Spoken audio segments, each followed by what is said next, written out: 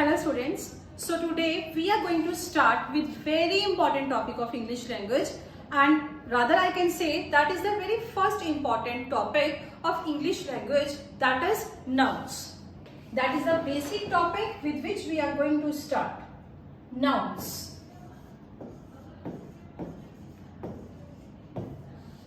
Yes. So any one of you can answer that what basically is a noun. That is a definition which you have already done from class 1, 2 or 3 you can say. So nouns, you are very much aware of that what basically a noun is. Basically we can say that nouns are the naming words. We can say the nouns are the naming words. जिसको आप लोग हिंदी या पंजाबी में भी अगर हम लोग बात करें तो वहां भी ये बोला जाता है कि जो नाम दे सकते हैं, that naming words we call that nouns. और इसके अलावा अगर हम इसकी बेसिक डेफिनेशन की बात करें, so that is noun is a name of person, place, animal or thing. Person, place, animal or thing. So you can say that is a basic definition of noun. What basically a noun is. तो अगर इसकी examples की बात करें तो उसमें आप लोग ये चारों जो कैटेगरीज हैं, that is person, place, animal या thing, इन चारों की कोई भी एग्जांपल आप ले सकते हो. जैसे अगर पर्सन कैटेगरी में से हमें कोई नाम देना हो, दैट इज नाउन की एग्जांपल देनी हो, सो you can say Rahul. You can right any name. You can write Rahul, Modi, Shah Rukh Khan, Katrina Kaif. Any name you can write. That is example of person. After that, place you can say Patiala, Delhi, Mumbai, or any place you want to write. Animal, that is name of animal. Sheep, deer, lion, tiger, any type, any name of animal. And next is thing, that table, chair, phone, even this pen. All these are examples of noun. Because why? Because आप इन सब चीजों को नाम दे सकते हो. If I show you like this, you will always say कि ma'am this is pen. तो जिस चीज को नाम दे सकते हो, you will say that is a noun. ये तो बहुत बेसिक सी डेफिनेशन है जो आप लोग क्लास 2 या 3 से करते आ रहे हैं. अब चलते हैं आगे इनकी टाइप्स पे. Moving forward, let's come to the kind or types of noun. Kinds of noun. But before that, उससे पहले आप लोगों को इतना भी पता होना चाहिए कि नाउन की यूजेज कहाँ पे है. बेसिकली आप नाउन को यूज कहाँ पे करते हो, नाउन की पहचान कैसे करते हो, नाउन की पहचान कैसे की जा सकती है. आप लोगों को एक छोटी सी बात हमेशा क्लियर होनी चाहिए कि जहां पे भी नाउन आएगा उसके आगे हमेशा ज्यादातर आर्टिकल दिया ही दिया जाएगा. Articles are used before nouns, लेकिन इसमें भी कुछ exceptions हैं. Where you are going to give articles and where you can't give articles, we'll explain that in detail. But फिलहाल के लिए articles are given before nouns. Plus अगर इसके singular या plural की बात करें तो बहुत easy है उस चीज को predict करना. जैसे मैं लिखूंगी यहाँ पे boy, obviously that is a noun. लेकिन अगर इसके साथ s या es नहीं लगा हुआ तो हम लोगों को बहुत इजीली पता चल जाता है कि that is a singular case, जिसको हिंदी में एक वचन भी बोला जाता है. Boy that is singular. इसी का अगर प्लूरल बनाना हो तो that is boys, that is a plural case. Plural means बहुवचन. ये आप लोग बचपन से हम लोग ये डिस्कस करते आ रहे हैं कि एक वचन, बहुवचन. तो नाउन को अगर हम सिंगुलर से प्लूरल बनाएंगे, you can add S, ES और आईईएस. ये बहुत बेसिक सी बातें हैं जो हम लोग शुरुआत से करते आ रहे हैं. एस ई एस या आईईएस लगाने से जो नाउन सिंगुलर है वो चेंज किस में हो जाएगा, into the plural case. All this information is in general. After that हम लोग डिस्कस क्या करने वाले थे, about the kinds of noun, जिसको काइंड्स बोल सकते हैं या टाइप्स बोल सकते हैं, one and the same thing. So सबसे पहले अगर इसकी टाइप की बात करेंगे, so obviously that is proper noun. Proper noun, in total there are 5 types of noun. I am going to write all 5. Proper noun, common noun, then is collective noun, collective noun. Fourth is abstract noun. Abstract noun. And last is material noun. Last is material noun. अगर broad categorisation की बात करें तो you can categorise noun into these 5 categories. अब we are going to discuss all types in detail one by one. So picking up the very first और second अगर साथ में पिक करेंगे तो ज्यादा क्लैरिटी होगी. प्रॉपर नाउन, कॉमन नाउन, जिसको हम हिंदी में आम नाम या खास नाम या पंजाबी में उसको बोला जाता है. तो आई होप ये सबको क्लियर भी होगा. Proper as the name indicates, किसी चीज को पर्टिकुलेट कर देना, प्रॉपर बताना, स्पेसिफिक कर देना. You can use any keyword. जब आप किसी चीज को स्पेसिफाई कर दोगे सो that is your proper noun. लेकिन अगर आप किसी भी चीज के बारे में बात करोगे on the common basis, common के लिए और कॉमन वर्ड क्या होगा? Common itself is common. So common noun हमेशा कॉमन चीजों के बारे में बात करेगा जिसको आप कॉमनली दे सकते हो. बट प्रॉपर नाउन की बात करेंगे तो वो आपको प्रॉपर स्पेसिफिकली पर्टिकुलेट करना पड़ेगा. Then you are going to say that is proper noun. I am going to give some examples. Let's say यहां में मैं लिखूंगी राहुल. अब इस चीज के बारे में सबको पता होना चाहिए. अगर मैंने लिखा Rahul is the name of boy, लेकिन हर एक लड़के का नाम राहुल नहीं हो सकता. अगर राहुल एग्जाम्पल में प्रॉपर नाउन में यूज करूंगी तो बट ऑब्वियस है in common noun I can use boy कोई भी लड़का. लेकिन राहुल जब आप उस चीज को पर्टिकुलेट कर देते हो कि that I am talking about that Rahul, you specify. जब आप स्पेसिफाई कर दोगे सो that is your proper noun. After that और एग्जाम्पल लेंगे.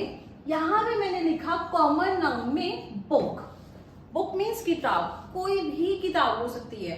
लेकिन अगर मैं उसी को प्रॉपर नाउन में लिखना चाहूं, I will not write book, rather I will name that. Let's say I write Ramayana. I have written Ramayana.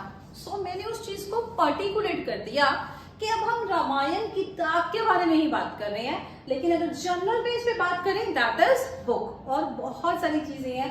यहाँ पे मैं थिंग्स के बारे में, किसी पेट के बारे में, एनिमल के बारे में, जब उस चीज के बारे में कॉमनली अगर आप बात करोगे that is your common noun. जब उसको स्पेसिफाई कर देंगे that is our proper noun. अब इसकी पहचान करने के कुछ 1-2 ट्रिक्स हैं which I am going to give you. Number 1, proper noun they are always written in capital or uppercase. You can write they are always written in capitals or uppercase. जबकि जब आप कॉमन नाउन की बात करेंगे they are always written in small or lower case letters. Write down common nouns are always written in lower case letters. This is trick number 1. अगर identification भी करनी पड़ जाए तो उसमें कोई दिक्कत नहीं होनी चाहिए. अपर केस और लोअर केस से आपको बहुत इजीली पता चल जाएगा. एग्जाम्पल पढ़ेंगे तब भी हम लोगों को पता चलेगा. जैसे I have written Rahul and I have written R capital, Ramayana R capital, boy और book both be small in lower case.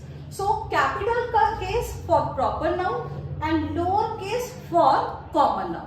अब आगे चलते हैं. इसकी एक ट्रिक और है, वो भी आपको पता होनी चाहिए ताकि दोनों के बीच में अगर डिफरेंशिएशन करनी भी आ जाए तो आप लोगों को कंफ्यूजन नहीं होनी चाहिए. इसकी ट्रिक क्या है? प्रॉपर नाउन के आगे आप लोग कभी भी आर्टिकल नहीं दोगे. अभी हम लोगों ने लेक्चर स्टार्ट किया और जस्ट अभी मैंने बताया था कि आप लोग हमेशा नाउन के आगे आर्टिकल्स यूज करोगे. Yes, you will always use article, लेकिन प्रॉपर नाउन के आगे. तब भी मैंने बताया था कि exceptions are there. Proper noun के आगे you never give articles. So you can write trick number 2, you never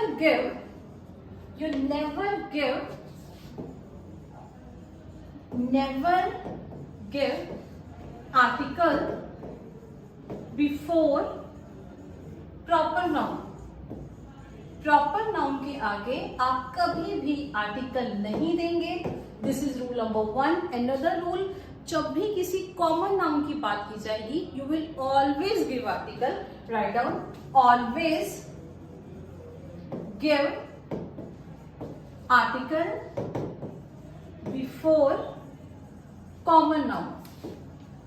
common noun के आगे आप हमेशा आर्टिकल्स देंगे ही देंगे। सो that is the second trick. दोनों ट्रिक्स पता हो तो दोनों का डिफरेंशिएशन करना बहुत इजी हो जाता है। Okay, moving to the third category, that is collective noun. इसको collective, as the name indicates, always try to grasp the topic by reading the name of the topic. आप इस टॉपिक को, इस काइंड का नाम पढ़ रहे हो, that is collective. Collective name से ही आप लोगों को इंडिकेशन मिलनी चाहिए कि कुछ ग्रुपिंग के बारे में बात करेंगे। So let's talk about that group. अगर कलेक्टिव है, इसका मीनिंग आप लोगों को किसी ग्रुप के बारे में बात करेंगे, किसी टीम के बारे में बात कर सकते हैं। अगर मैंने ग्रुप भी बोल दिया ना, लेकिन वो काम एक के जैसे कर रहा है, so that is our collective noun. You can write group, team, you can write army. There are many examples. You can write army, you can write government, you can write government. That is also one example of collective noun. All these are examples and many more examples are there जिसमें आप लोगों को एक grouping नजर आएगी। जहां पे भी एक ग्रुपिंग नजर आएगी, you'll call that a collective noun. छोटी छोटी सी एग्जाम्पल्स हैं, इनको किसी भी ग्रुप को क्या बोला जाता है तो ये आपको बहुत अच्छे से पता होना चाहिए। जैसे एग्जाम्पल और दे रही हूँ, जब बहुत सारे आउल्स, जैसे बहुत सारे एग्जाम्पल्स हैं, a group of owls that is called as parliament. लिख लो जी, ये चीजें भी जनरल है और हम लोगों को पता हो तो बहुत ज्यादा बेटर है। अ ग्रुप ऑफ आउल्स, उल्लू जिसको बोला जाता है हिंदी में, that collection is called as, जब वो बहुत सारे हैं, इकट्ठे ग्रुप में है, you call that a parliament of owls. Fine, आगे चलते हैं। कलेक्टिव में आप लोगों को ये बहुत अच्छे से समझ में आ जाएगा कि किसी कलेक्शन या ग्रुप के बारे में बात करेंगे, लेकिन अब इसी की एक एग्जांपल बताऊंगी, उससे आप लोगों को और ज्यादा क्लैरिटी होगी। Write down, if I write, okay, let's take one example. the team dash very strong. The team dash very strong. And on another side, I'm going to write. I'm just writing these questions because questions इसी format में ऐसे ही आएंगे, चाहे वो error की form में आए, चाहे वो ये फिलअप की फॉर्म में आए, but questions will always come like this. Like examiner is going to ask the team dash very strong, and he will ask you or give you some options like is, are. I'm writing here is /are. Okay, you have to fill that. Okay, on another side, I'm going to write the team dash quarreling. Quarreling means to have a fight. Quarreling like children. जिसको बोला जाता है कि जो पूरी की पूरी team है वो आपस में लड़ झगड़ रही है बच्चों की तरह। Quarreling means लड़ाई झगड़ा करना. To fight like children. Okay. Apart from that, I'm writing one more example. The jury dash of 12 members. The jury dash of 12 members, and I'm writing the option consist या फिर consists. There is only one difference. I have not written S here और यहाँ पे मैंने S लिख दिया. Consists. Okay. Another example. The jury dash divided in their opinion. Okay, now if you try to solve all these examples or fill-ups you can say, so उसमें देखते हैं क्या होगा. The team dash very strong. Generally भी अगर हम बोलने की कोशिश करें, कुछ डाउट्स हमारे दिमाग में आने शुरू हो जाते हैं. रीजन, कई बार बोलें the team is very strong, generally ऐसे बोला जाता है तो हम लोगों को लगेगा कि the team is very strong, may be ये सही है. लेकिन फिर हम लोग देखते हैं टीम, और इतना हम सबको पता होता है कि is and are they both are verbs. Verb के बारे में बात करें, is a singular verb and are is a plural verb. Are ज्यादा के लिए यूज किया जाता है और इज हमेशा सिंगुलर, एक के लिए यूज किया जाता है। फिर नेक्स्ट थॉट हमारे माइंड में क्या आएगी कि I have written the team. जब टीम की बात कर रहे हैं तो टीम में एक मेंबर नहीं होगा, टीम में बहुत सारे मेंबर्स होंगे। अगर बहुत सारे मेंबर्स हैं तो second thought came into our mind कि why not we write are, the team are very strong. We try to write like this, but there is always a confusion. Okay, the team is very strong, the team are very strong. Which one is correct and why? So I'll give you the reason and answer to. The team is very strong. That is the right answer. Now you have to understand why. The team is very strong. Here I have written the word team. Yet मैंने आप लोगों को पहले भी बता दिया कि team जब आप लोग लिख रहे हो तो इतना तो हमारे माइंड में आता है कि team that doesn't consist of one people. Team में बहुत सारे लोग होंगे, there are an number of people, लेकिन उसके साथ आर ना लगाने का रीजन क्या है? Because team dash very strong. जब आप लोग इस पूरे सेंटेंस को पढ़ेंगे तो आप लोगों को समझ में आएगा कि टीम बात तो कर रही है लेकिन वो एक की तरह काम कर रही है। जब ये पूरा का पूरा ग्रुप, पूरा का पूरा कलेक्शन एक की तरह काम करेगा, we are always going to write और give singular verb. That's why I have written singular verb. लेकिन वही अगर हम दूसरी वाली साइड चेक करते हैं, the team dash quarrelling like children. अब टीम के साथ एक जगह मैंने इज लिखा, माइंड में ये थॉट जरूर आएगा कि वहां पे भी द टीम इज लिख दो। द टीम इज या फिर are, I am writing the option sir, the team dash quarrelling like children.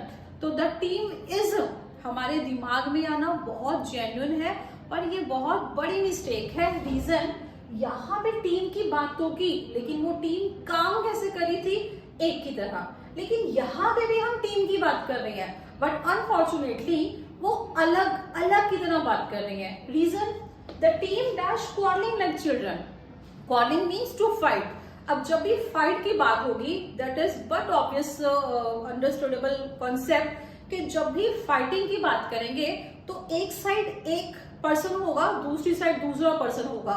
One person can't fight with each other. वो एक अपने साथ नहीं लड़ाई कर सकेगा, लेकिन उसको लड़ने के लिए, क्वारल करने के लिए, फाइटिंग करने के लिए सामने किसी पर्सन का होना बहुत जरूरी है।